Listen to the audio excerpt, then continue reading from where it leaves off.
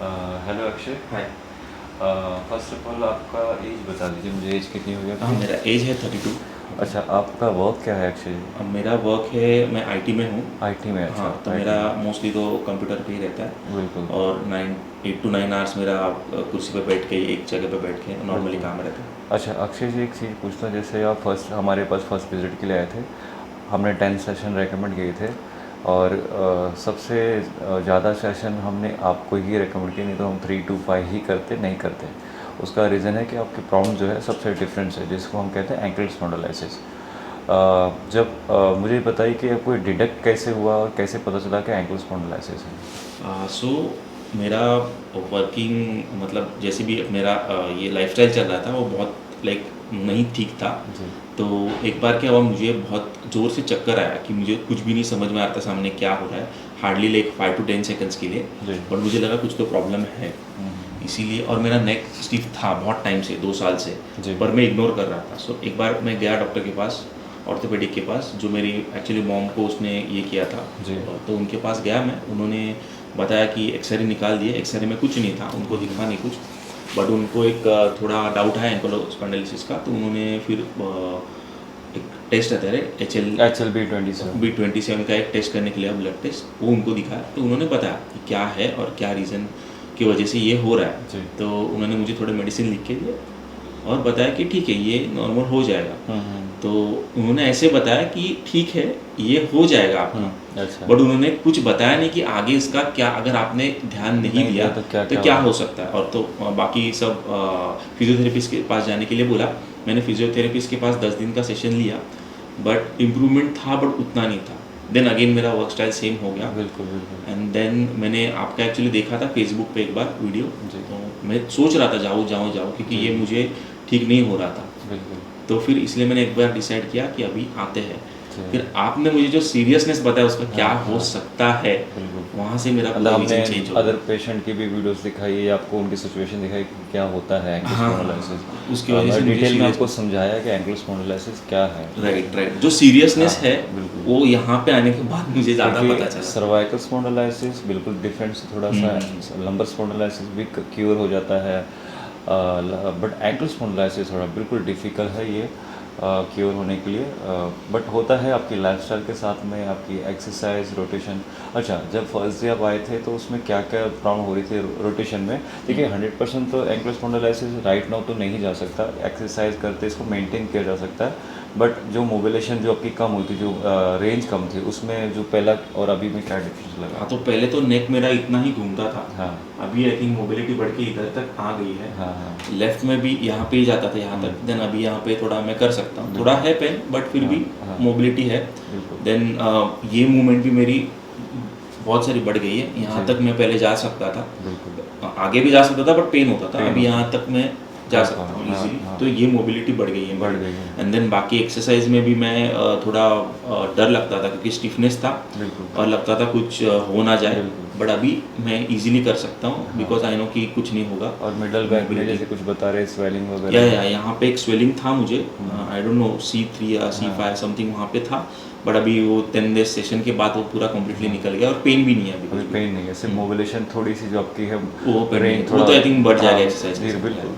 क्योंकि जैसे मैंने आपको गाइड किया, एंकल स्पॉन्डिलोलिसिस में सेल्फ एक्सरसाइज बहुत ज़रूरी है।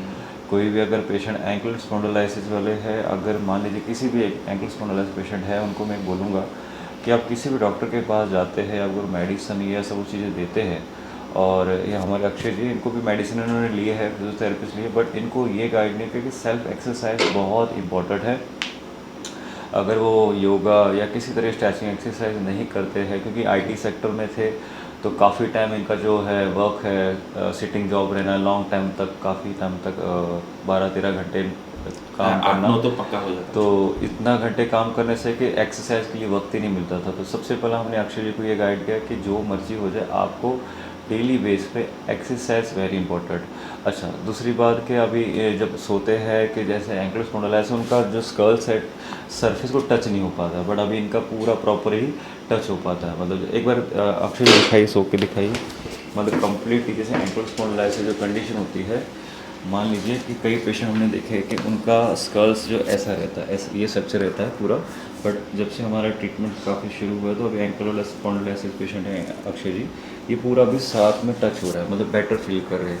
ब्रीदिंग में भी कुछ इशू होता था पहले आपको? हाँ मतलब जब मैं यहाँ पे शिफ्ट हुआ था 1 साल पहले तो ब्रीदिंग में इशू था, हाँ हाँ। बट अभी नहीं, अभी तो मतलब ब्रीदिंग में सब सब नॉर्मल normal है। एंकल स्पॉन्डिलोलाइसिस को थोड़ा सा ब्रीदिंग में इशू होता है, बट अभी राइट में इनका देखिए इसका पूरा सरफेस के साथ टच है, कोई प्रॉब्लम नहीं है। राइट लेफ्ट भी थोड़ा सा इस राइट की तरफ थोड़ी स्पेस जो रेंज है काफ़ी बड़ी है, लेफ्ट के टैप थोड़ा सा अभी भी कम है जो फील करे, बट पहले से बेटर है, पहले से बेटर है, बेटर है। और अप डाउन करने में पेन नहीं है किसी तरीके का Yes, इसको, yes, और सरफेस के साथ बिल्कुल टच कर पा रहे हैं। नहीं तो हमारे पास कई पेशेंट आते हैं जो ऐसे ही रहते हैं, बट अभी ये बिल्कुल सरफेस टच कर पा रहे हैं, नॉर्मल ही जैसे सोते हैं कोई पेशेंट उसी तरीके से रिएक्ट कर रहे हैं। कोई पेन नहीं है अभी अच्छी चीज़ ना आपको? नहीं, अभी कोई ठीक है, वन सेट टन देखो।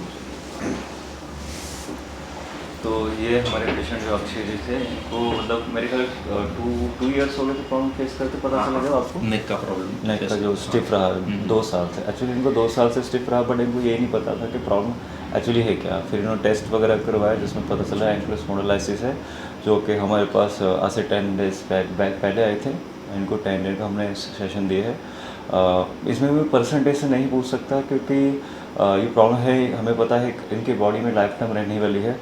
बस ये है जितना हो सके इसको मेंटेन किया जाए, एक्सरसाइज करके, लाइफस्टाइल के साथ में अपना जो सिटिंग जॉब है उसके साथ में थोड़ा कंटिन्यूस ना बैठा जाए, यही एक इसका एक सोल्यूशन है। Yes, yes। और आई होप कि जितने भी हम आपको सेशन दे कि आपने उसमें थोड़ा चेंजेस लगे, और आप भी इस चीज़ के बारे में ध्यान रखेंगे कि अभी मैंने आपको डिटेल में समझाया कि इसलिए आपको क्या क्या करना है, एक्सरसाइज जो भी आपको गाइड किया। आपका एक्चुअली जो आपने जो सीरियसनेस बताया है, जो भी उसका मतलब अगर इग्नोर किया तो क्या होगा, क्या होगा? वो जो आपने बताया उस वही मेरा अभी मोटिवेशन हाँ, है। और आप बता रहे थोड़ा सा लेजीपन जो था वो भी थोड़ा निकल गया, यस यस यस। हाँ। पहले मैं एक्चुअली ऑफिस का काम करते वक्त भी मुझे थोड़ा लेजी रहता था, बिल्कुल। ऐसे लगता था कि दोपहर को मैं सो जाऊं, हाँ। लाइक 8 या 9 घंटे नींद लेने के बाद भी।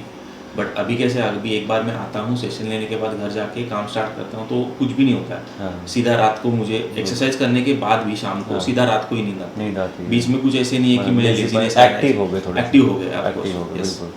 तो अक्षय जी मतलब जो भी है हमारे पास ओवरऑल ट्रीटमेंट से आप हैप्पी हैं? Yes yes yes, I am very कि एंकल स्पॉन्डिलोलाइसिस बिल्कुल डिफिकल्ट केस होता है, फिर Yes, भी आप yes, हैप्पी yes, हैं। yes, yes। Thank you so much Akshay ji. और आपको जो है लास्ट अगले महीने एक सेशन के लिए यस यस, आना है आपको, ये Sure, आपको हर महीने रखना ही पड़ेगा, Yes। हर एक महीने एक बार पे, ठीक है? हम्म। थैंक यू सो मच अपना फीडबैक देने के लिए।